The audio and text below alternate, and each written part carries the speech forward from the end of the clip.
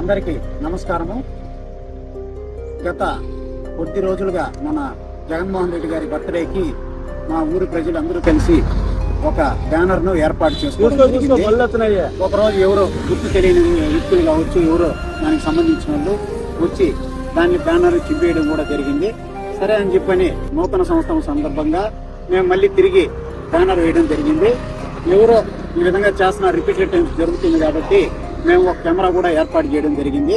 ఆ కెమెరా పర్యవేక్షణలో బ్యానర్ కూడా ఉండింది. నిన్న నైట్ ఎవరో తెలియదు ఈ బ్యానర్ ను చించేసే పద్ధతులు చూసేటప్పటికి బ్యానర్ ను చించేయడం జరిగింది. అయితే దీనికి సంబంధించి సీసీ కెమెరా రికార్డింగ్ కావచ్చు అన్ని పోలీసు వారికి సమర్పిస్తాము. ఇప్పుడు పోయి కంప్లైంట్ కూడా ఇవ్వడం జరుగుతుంది. దానికి పోలీసు వారు సహకరిస్తారని మేము అనుకుంటున్నాము.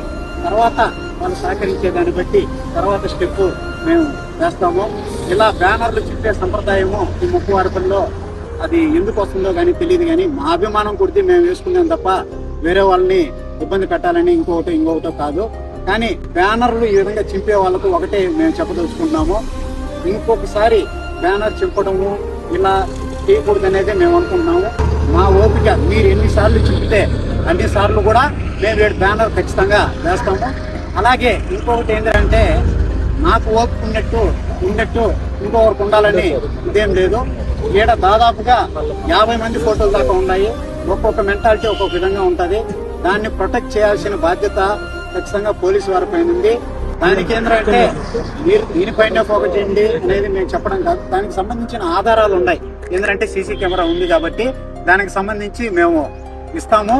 కాబట్టి దానికి తగ్గట్టు మీరు ఖచ్చితంగా యాక్షన్ తీసుకుంటారని ఆశిస్తున్నాము.